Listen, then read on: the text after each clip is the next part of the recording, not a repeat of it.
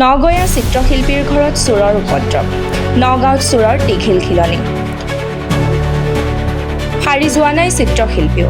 এইবাৰ চিত্ৰশিল্পী বিজয় ভূঞাৰ ঘৰত চোৰৰ উপদ্ৰৱ। নগাঁও চহৰৰ শৈবৰগাঁওস্থিত বিজয় ভূঞাৰ বাসগৃহত বিগত কেইদিনমান ধৰি চোৰে চলাইছে লুটপাট। চিত্ৰশিল্পীজনৰ বাসগৃহৰ পৰা চোৰে লুটি নিছে বহু মূল্যৱান তথা তেওঁ সংৰক্ষণ কৰি ৰখা বহু আপুৰুগীয়া সম্পদ। শেহতীয়াকৈ শিল্পী বিজয় ভূঞা আৰক্ষীৰ দ্বাৰস্থ হৈছে যদিও চোৰ ধৰাত ব্যৰ্থ শৈবৰগাঁও আৰক্ষী। নমস্কাৰ, মোৰ নাম বিজয় ভূঞা।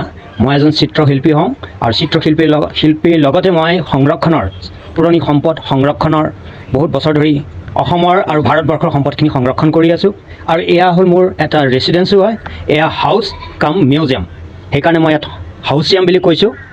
আৰু এই সংগ্ৰহালয়টোত আজি কিছুদিনৰ একেলাহে চুৰ হৈছে আৰু এই চোৰে মোৰ বহুত বস্তু নষ্ট কৰিছে, ক্ষতি কৰিছে। আৰু সেইবাবে মোৰ যিখিনি অসমৰ সম্পদ, ভাৰতবৰ্ষৰ অমূল্য সম্পদ, ইয়াৰ নিৰাপত্তাৰ কাৰণে মই গোটেই নগাঁওবাসী আৰু বিশেষকৈ আৰক্ষীক আমি ইয়াৰ পৰাই নিবেদন কৰিছোঁ যে তেওঁলোকে মোৰ নিৰাপত্তাৰ চিন্তা কৰক। মোৰ বিশেষকৈ আমাৰ সম্পদখিনি, যিখিনি সম্পদ ইয়াত সংগ্ৰহ হৈ আছে, গোটেই ভাৰতবৰ্ষৰ বিভিন্ন অমূল্য সম্পদ, আৰু এই সম্পদখিনি অসমৰ কাৰণে।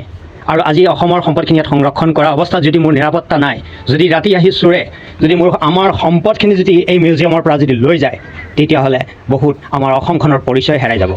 বিভিন্ন ঠাইৰ পৰা আপুৰুগীয়া তথা লুপ্তপ্ৰায় সামগ্ৰীসমূহ সংগ্ৰহ কৰি সংৰক্ষণ কৰি ৰখাৰ পাছত এইদৰে চোৰে লুটপাট চলোৱাত অতিষ্ঠ তথা চিন্তিত হৈ পৰিছে চিত্ৰশিল্পী বিজয় ভূঞা।